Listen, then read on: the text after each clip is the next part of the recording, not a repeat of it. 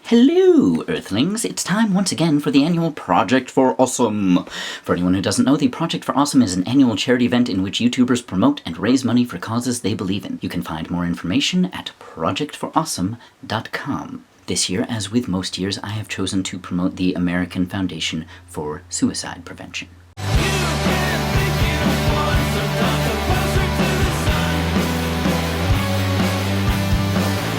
Over 12 years ago, I was going to kill myself.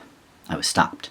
I may never know if the person who stopped me even knew what they were doing at the time, the impact they had, but I am grateful.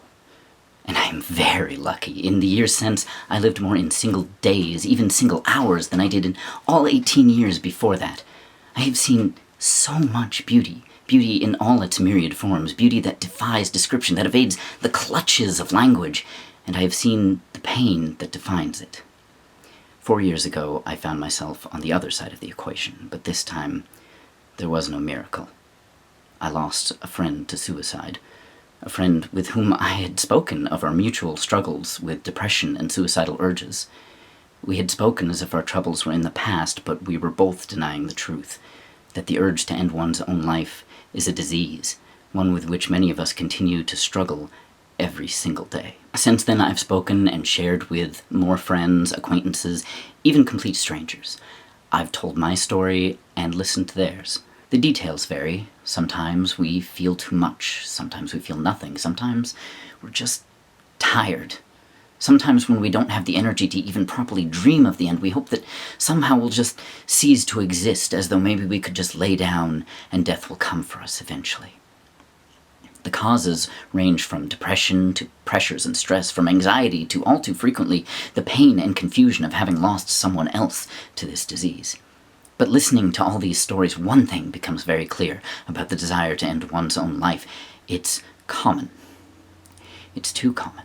In the United States alone, one person dies by suicide every 12.95 minutes. It's estimated that Americans attempt suicide 1 million times each year.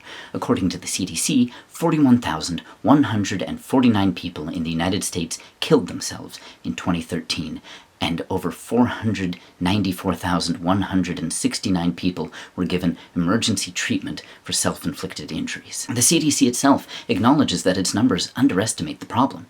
They can only take their numbers from recorded data, and many who attempt suicide never seek medical help. Nevertheless, in the United States, suicide was the 10th leading cause of death for all ages in 2013. It was the 2nd leading cause of death for ages 10 to 24, and the 5th leading cause of death for ages 45 to 49. Correction, I meant to say ages 45 to 59. 22.2% of all those who die by suicide in the country are veterans. 90% of those who die by suicide had a diagnosable psychiatric disorder at the time of their death. It doesn't stop at the people who have died either. Suicide is contagious.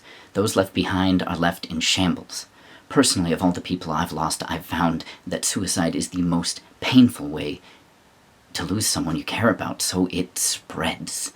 People who have lost someone to suicide are more likely to attempt it themselves, and suicide rates rise every time a celebrity takes their own life. The American Foundation for Suicide Prevention engages in 5 core strategies to combat suicide. They fund scientific research, offer educational programs for professionals, educate the public, promote related policies and legislation, and provide resources for those affected by suicide in any way.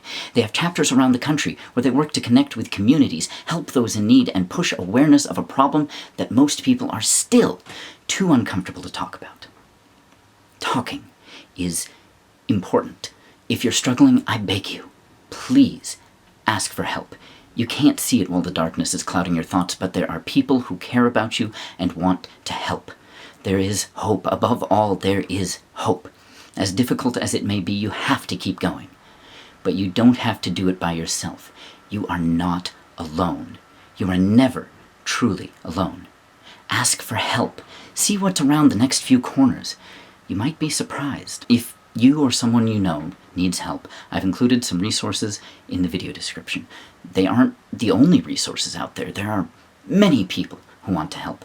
And for all that news and the political pundits do to make this world seem like a hopeless pit of despair, there is so much beauty. For every terrible thing in this world, for every bit of pain and every sensation of numb hopelessness, there is even more beauty and love. You just have to find it. And we all need at least a little help with that sometimes. So just ask. Keep asking. Keep looking around the next corner. Keep seeing what the next day brings. Reach out your hand and ask for help, and someone will take that hand and show you the beauty they see inside of you.